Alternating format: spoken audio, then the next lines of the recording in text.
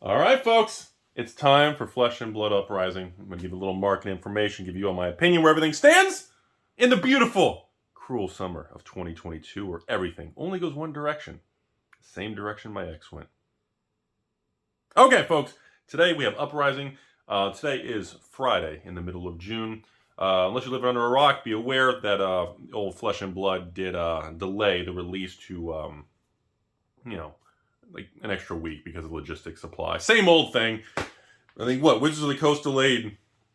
Said VIP packs are going to be a couple days after release, so just be aware. Typical things, and some people are okay with it. Some people and their heads pop off into a roll of cabbage and roll down the street.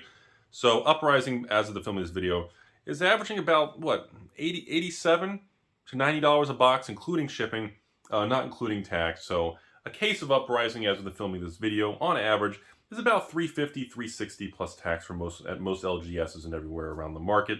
Sometimes you'll see a little fire sale for a few dollars less, and then you see some prices spike up a little higher. But overall, we seem to be averaging around that $90 a booster box price point, with all fees and shipping and taxes included, which is it feels pretty equilibrium. It feels pretty good. So as far as the Rudy bundle goes, or bundle, promotion, Hosetown goes to zero. That's what the internet says, right? It's the same as Everfest last time, where you get a sealed case of 4 boxes. You get the exclusive super sexy playmat, and of course we have the extended art fancy schmancy little promo foil card that's included. And I believe we're doing the same price as the Everfest kit, which was around the same $350 price point. The only difference is, in my opinion, due to what I feel was just bad market conditions across the board for everything, instead of limiting it to one, I am going to allow patrons the option, if they want to buy more than one, because I do have 1,200 of them. I don't know if it's going to sell out quick. I don't know if it's going to sell out at all. I don't know if only half's going to sell and I'm just going to keep the other half. I have no idea how this is going to go. The markets are just so turbulent. It's very difficult to really get a grasp of everything. But I do want to say a couple of things. The last bundle we did sell, which was the Everfest for $350, I think it was. There's been not really any discussion on it, but that one turned out to be extraordinarily positive. And I didn't think it would be. I thought with everything else that would just tank and go to hell like every other thing going on in the world. But apparently that bundle for the 4 Everfest first edition boxes, and that one had the 3 exclusive promo cards, one of each pitch color. Apparently the promo cards, the 3-pack is selling for $100 to $200, and the playmat is on eBay selling for $150. So I had messages in the last few days saying, Rudy, please, when's the next FaB kit? Because I guess a lot of patrons either just sold the playmat and the promo card, and they kept all the Everfest boxes for free. And other people sold the booster boxes, got all their money back, and I guess kept the playmat and promo card for free. Apparently, I guess the market swung. I was brought to my attention by a couple of the patrons that the even bigger than that exclusive promo cards in those kits apparently were either bought out, or I don't know what's going on. There's like none left. They're all gone. And I know I did see on TCG Player those promo versions are all sold out or had a bunch of sales in the last 30 days. So I don't know where they are. I don't know if the patrons just don't realize it. I don't know if they just said screw it, threw it away. They didn't like the promo. I don't know if I don't know, because I think on the Everfest we sold it was 1,000 kits. So there's 1,000 of each of those promos of each pitch color. 1,000 yellow, 1,000 blue, 1,000 red. And the market has like 1 or 2 for sale. Like I don't know where they are or what's going on, or if a group of patrons bought them. I have no idea what's happening. But bringing to this new Uprising one, there's a couple things I want to go over. Number one, yes, the last Flesh and Blood kit doubled in price because of the appreciation of the promos, but the box price is sitting at these, $70, $80 a box. The only reason it spiked was because of the promo cards. Now, don't buy into this thinking this kit's going to 2-3x your money. I've said it very clearly with everybody. Nothing is going up right now. I would be very surprised if this little couple $100 kit here doubles or triples your money or performs with any form of extreme uptick. I don't think it's going to happen. The market conditions are too weak to support any form of growth of any asset class right now. But I feel that, it's a low, cheap entry point. If you like Flesh and Blood, you want something cool and unique. And of course, you want the sexy playmat, always my favorite. Thank you, LSS and James. You guys know that's always the thing I push for. It's a unique, fun thing. I think it's going to be a good ride. And now we're going to talk about the Uprising booster boxes themselves. Obviously, the first edition, Unlimited Edition, is over with. So there is only a single version, similar to other card games. There's no versions of the set. The product is being released in multiple waves over the next, I guess, 12 to 18 months. Usually in print for what, 12, 15 months, or in waves, or I guess in stock or whatever. The supply has been reduced, which I think is the correct, smart business decision. Because I've said it many times. If you don't cut the damn print run, the market is going to take you out back and beat the hell out of you. Anyone right now who does not adjust the market prices is going to get nuked. If you do not lower your print run, the market will destroy you. Just be aware of that, folks. We are in a situation where the market will not support high print runs.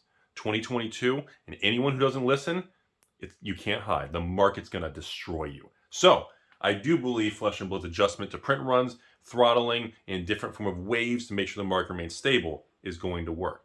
Now, the most important thing, with only one version, and this is the first set of FaB 2.0, many investors and evil collectors, these people, have already told me they're still sitting out. They're not putting big money in Flesh and Blood. They're not putting big money into the zoo. They're not putting big money into my ex. They've literally only bought washers and dryers from the local Home Depot for obvious reasons, because they wanted the repair guy to come by.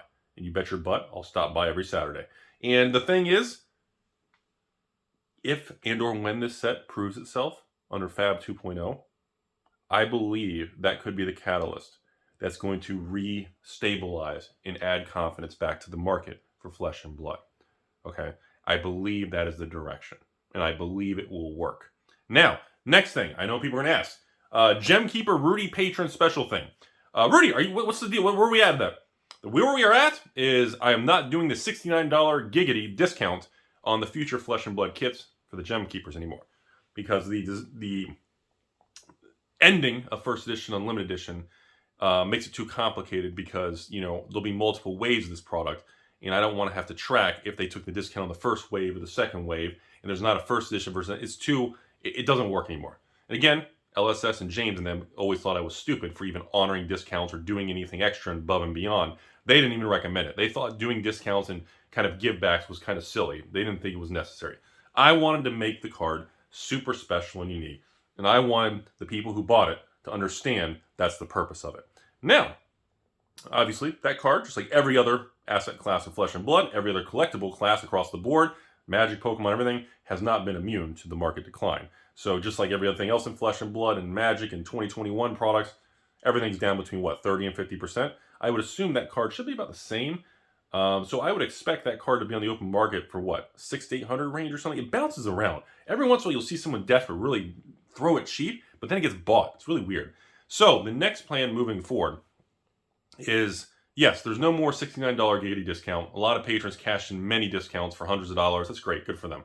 So we have a better strategy. I wanted something more special. And you guys know I'm a huge fan of Path of Exile, Diablo 1, Diablo 2. And yes, folks, I do like Diablo 3. I like the original Diablo 3 that was so painfully annoying and difficult in the auction house. I had fun with it. I had fun. I'll admit it. Diablo Immortal, I don't want to talk about. That's too complicated. So, you guys know I'm a fan of Baldur's Gate. You know I'm a fan of that type of loot-based hunting, action-adventure, RPG-style games. I love the idea of gear hunting and grinding and looking for legendaries and unique equipment and gear. So, my pitch to LSS and James was that I believe the next step for something more interesting and fun would be to have the merchant, Gem Keeper, a special set of gear. So instead of just a $69 discount that you have to buy more and do this side, it was fun and it helped. And a lot of people, it was great. It worked out fine. But I wanted to transition to something different. And as with all rare and special loot and gear hunting in video games, they're tough to find. But when they do come around, it's very special. So my pitch and my theory was that we make a special piece of cold foil gear like once a year. And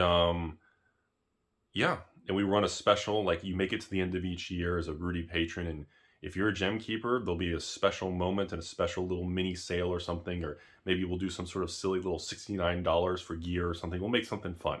Make it pretty cheap, make it pretty fun. As far as only allowing gem keepers to purchase it to make it even more exclusive, that is an option being looked at. A lot of patrons have pitched the idea that gem keepers should be able to acquire the gear very cheap, and I agree. And non-gem keepers who either didn't like it or continue to bash it, if they want it, they have to pay a huge surcharge or they can't have access at all.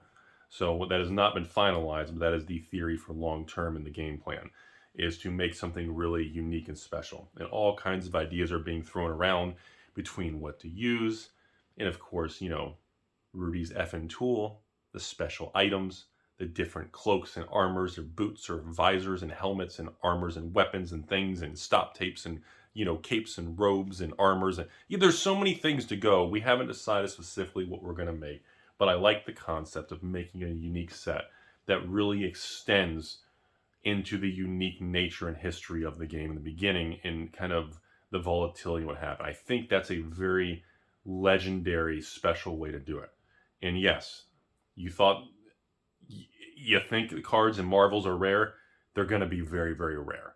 Literally, the idea would be to make the amount based on the number of gem keepers type of approach or something along those lines. It's going to be very special. So, that's enough of the gem keeper thing, but I want to at least let everybody know where it's at. A lot of people are still really happy with it. It's still been a really fun ride, and it's been a lot. It's been an awesome time. I'm still very proud of it. And honestly, even in the bad market conditions, I think things are holding up okay. So, moving forward, back to the Uprising thing. The boxes themselves, with the Marvels, and even when you hit a Fable, it's not even always a cold foil Fable. The difficulty of acquiring cold foils, even in Uprising, there's only one version of the booster box.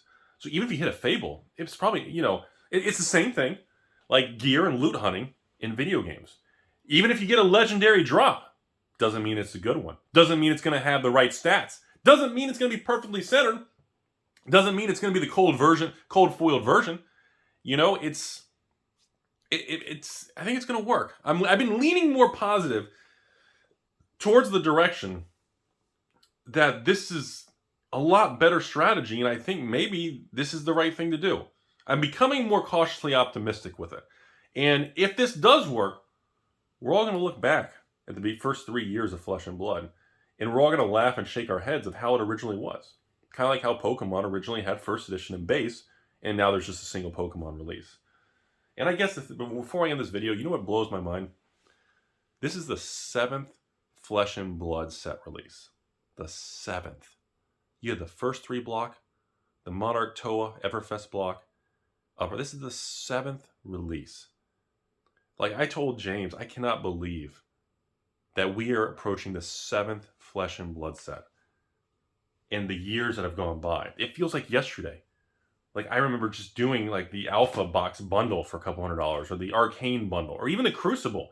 Like I cannot believe how far things have come. How crazy things were at the beginning. How much they crashed. How much they're stable and boring now. It's been a fascinating journey to see everything. And the timing and the market conditions of the virus and COVID, to the 2021, to the moon, to the crash, the cryptos and dog money. And you see everything that we've been through this journey of these evolution of the markets. It's been a really wild ride. And that's about it, folks. I just want to share overall that, I am going to be moving forward with the little Patron promotional sale tonight at 9 p.m. on Friday. And I got 1,200 bundles or kits or promotional, whatever you want to call them. And the idea is to keep the price the same, around that $350, maybe plus or minus a couple dollars, maybe a couple $5, or depending on what the final weight and everything is when I check it later. And of course, obviously, international people will have to pay with crypto, and international people will have a higher shipping cost because it's pretty pricey to ship a whole case and the weight and everything nowadays, especially if it's not, U.S. to Canada, especially a lot of the Europe, Australia, New Zealand, and actually even a lot of the Asian countries and Philippines and, even South America and things like this. And even have a couple South African orders and things and patrons, and that shipment gets pretty pricey. So, but I am happy that we can get it to you guys and get it around the world. That works though. So, final thoughts, everybody. Uprising, I think it's going to work. I'm cautiously optimistic. I'm more optimistic now than I have in the last few months as things unfolded. Number 2, yes, as many patrons have pointed out, the last sale we did, no one's mentioning it. And yes, they wanted me to mention the video that the Everfest bundles did really well. And people actually made a lot of money and they flipped them and this and that. Some people are just, they sold the promos now. They're up like 80% or something in 6 months. That's great. Number three, just because the last bundle actually appreciated and did well, mostly because of the playmat and cards, not the boxes, that does not mean the new one and the one after that is going to appreciate and do well. We cannot predict the markets. The markets remain bearish and negative, which means I don't expect the Magic sets recently to go up. I don't expect the recent Pokemon set to spike. I don't think an Uprising booster box is going to go to 300, 400, 500 to 1,000. I don't think these things, we need to have realistic expectations because we have returned to a more stable, normal, well, stable, use that loosely. We have returned to a normal range of product growth and price swings. I don't expect to see crazy extreme movements and easy tendies and flipping. But yes, it needed to be mentioned because a lot of patrons are posting and mentioning about, hey, this last kit, if you guys don't even like Flesh and Blood, just if you're a Rudy patron, buy the kit and just flip it to a Flesh and Blood fan. Just flip it to them. And that may work, but again, I don't really recommend that. I think that's a high risk thing to try to make $100 or $200 overnight. I think there's better ways to do it. And again, we don't know how the market's going to unfold. But until we see stability and some sort of confidence in the market between stocks and crypto and across the board with inflation stabilization, everything is at a higher elevated risk. But it's not going to stop things from moving forward. I'm very excited about this. I can't wait to do box openings soon also once it actually shows up. And yeah, that's really all I have. I just really want to go over the Flesh and Blood market. It's pretty calm and stable. I'm not seeing any crashes anymore. I don't see any real major declines. I'm not seeing anything go up in value. But things are just boring and calm. And maybe that's okay. Seriously, maybe that's okay. And I think the sooner we all accept that, maybe we'll all get along better. Maybe people will hate less other people and they'll hate stores less. And maybe things will just move forward and we'll look back and say, man, we really need to go through hell and back and all that anger to get to a better foundation. And I think that's probably where we're headed. That's how it feels right now. And I remain optimistic. I think the markets and the future of everything is very bright. I feel a lot better about the future of 2023 and the end of 2022 than I did a few months ago. I feel like as we murk through all these losses and downturns in asset classes, we're setting ourselves up for a nice washout of all the weak hands and all the people who had no business flipping. And I think things are going to be good. And I encourage everybody to try to, stay calm, take the emotion out of all your losses on your 401ks or stocks or crypto. And, I think it's going to be okay. I really do. It's going to take, as we move to the end of the year next year, but I think it's going to be good. And I hope you all see that too. So have a great day.